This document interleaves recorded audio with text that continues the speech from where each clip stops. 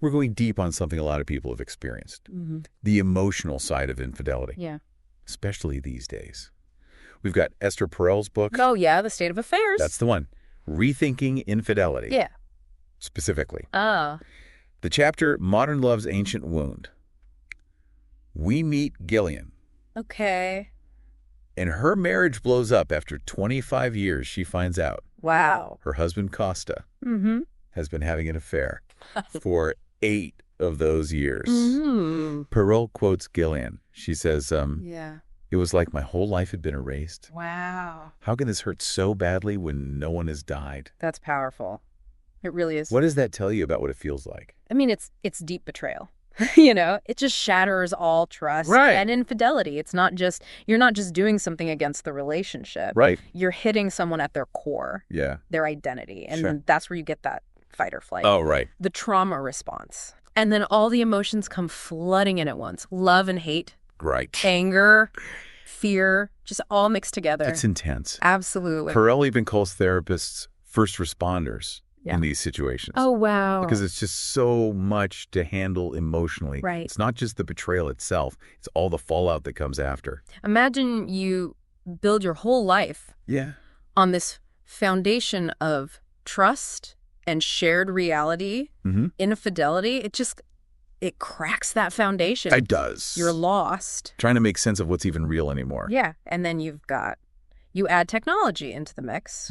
And Perel argues that's really changed things. For sure. I mean, it used to be, maybe you find a lipstick smudge. Right. Or like a receipt. Right. Something small. But now, everyone's got a phone. Oh, yeah. And it's all right there. Hard to miss. It is. Gillian finds emails. Oh, wow. Photos, texts, going back years and years.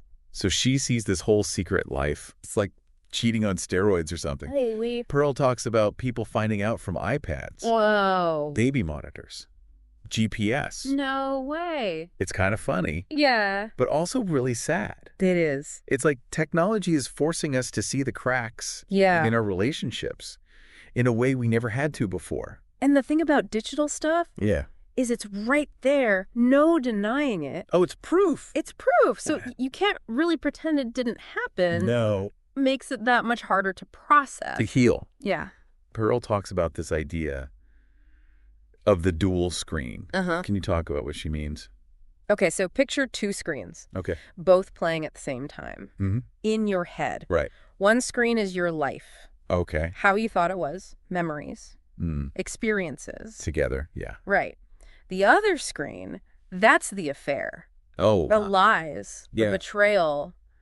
The betrayal. It's brutal. Yeah, you're constantly trying to make sense of those two things. No wonder it's so confusing. And that's the psychological impact. It's not just about the act. Right. It changes your story. Yeah. Who you are, what your life means. All of it. Gillian even says, I don't know who I am anymore. It's heartbreaking. She's lost the relationship and herself. Yeah. And Perel says in the West, romantic love is everything. It's how we define ourselves. So when that's betrayed, it's more than just the relationship. Way more. Your whole world falls apart. Pretty much. Before we get into different cultures, okay, let's talk about Costa. He keeps saying, I'm not that guy. Oh, yeah. He's struggling with what he did. Yeah. Trying to make sense of it. Like it doesn't fit with who he thinks he is. Exactly. It's shame. Shame. It's that feeling like you're a bad person. Yeah. Deep down. He's focused on protecting himself. Oh, yeah. So he doesn't see how much he hurt Gillian. Right. He's not there yet. This is where the difference between shame and guilt comes in. Yeah. Big difference. Perel is really good on this. Yeah. Shame is, I am bad. Right. Guilt is, I did a bad thing. Okay. Recognizing the hurt you caused. Taking responsibility. So for Costa to really move forward, he has to shift from shame to guilt. Exactly. Stop defending himself. Right. And start understanding Gillian's pain. Perel mentions transfer of vigilance. What's that about? So usually, the person who was cheated on, they keep replaying it in their head. Oh, yeah. Trying to figure it out. But with transfer of vigilance, the person who cheated, they take on that remembering. Oh. They deal with it. So the other person doesn't have to. That's interesting. So Costa would be the one. Yeah. To bring it up, keep the conversation going. Exactly. Shows he's not hiding from it. But Jillian has her own journey too, right? Absolutely. It's not just about waiting for Costa. Right. She has to heal herself. Find herself again. And that's where Perel is really insightful. Yep. The pain of being cheated on. Yeah. It comes from feeling like you're not good enough. You're not worthy. Exactly. And the anger is normal. It is. It can even be helpful at first. For sure. But ultimately, yeah, it doesn't fix that feeling of being less than. Right. So how does Gillian get past the anger? She has to separate how she feels about herself from how Costa made her feel. Okay. Remember, she's not a victim. Right. She's not a reject. Yeah. She's worthy. And Perel suggests practical things.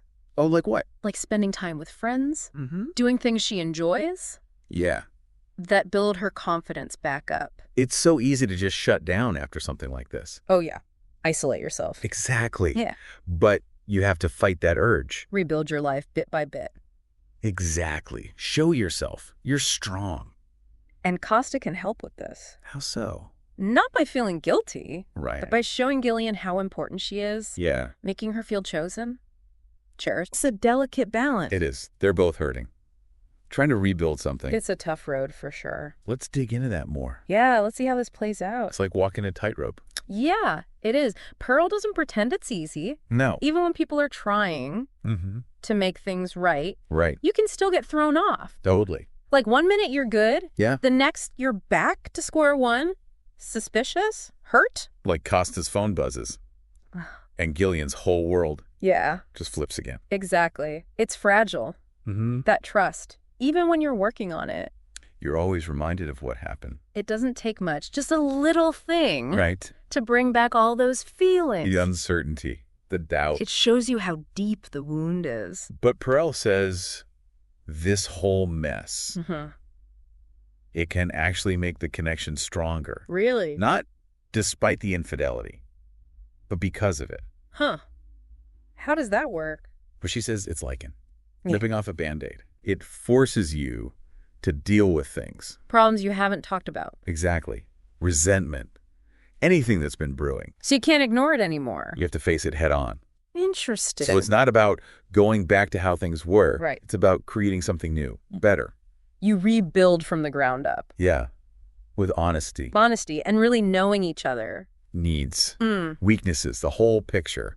Okay. I can see that. And Perel really stresses communication. Oh, yeah. Got to talk it out. Not just bury the past. No sweeping things under the rug. You have to make it part of your story.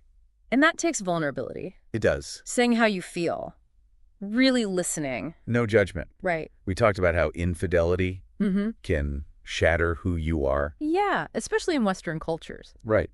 Romantic love is everything to us. But Perel says it's not like that everywhere. She talks about women in Senegal. Okay. They experienced infidelity. Right. But they didn't feel like they lost themselves. Interesting. Why not? Their identity came from other places. Like what? Their community, their family, their role in society. So even though it hurt, it didn't break them completely. Right. It makes you think. About how we see ourselves. Yeah.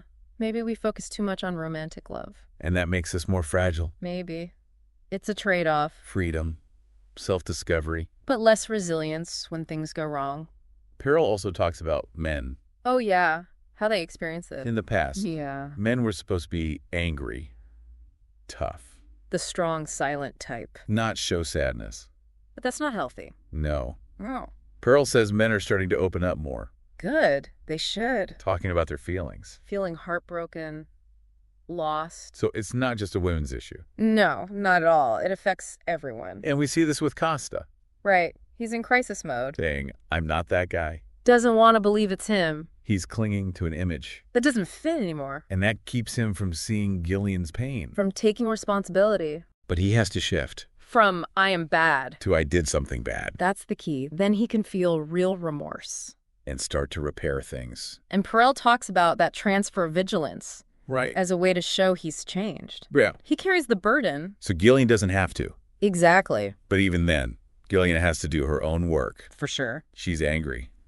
But Perel says that won't get her where she needs to go. Why not? Anger is natural. It is, but it can be a shield. Protecting you from the real pain. The pain of feeling worthless. Unlovable. Exactly. Yeah. So if not anger, how does she heal? She has to remember.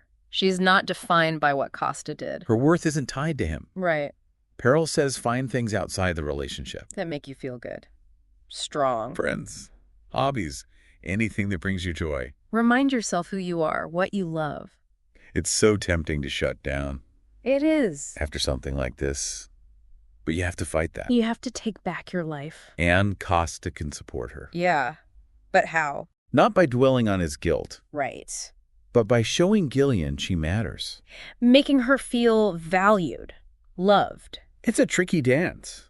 Yeah, it is. Finding that balance. Healing yourself. And the relationship. Let's talk about that more. Yeah, what does healing actually look like? Rebuilding after infidelity.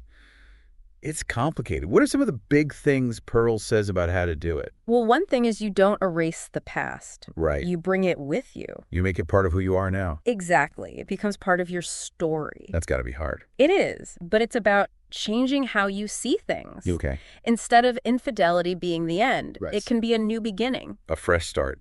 Kind of, like hitting a reset button. You're forced to be honest with each other. Yeah. No more pretending. You see what really matters. Your values, what you need, what you expect. And that can make you stronger. As individuals. And as a couple. But there are going to be bumps along the way. Oh, yeah, for sure. Triggers, doubt, anger. How do you deal with that? Talk. Communication. Yeah. Be open.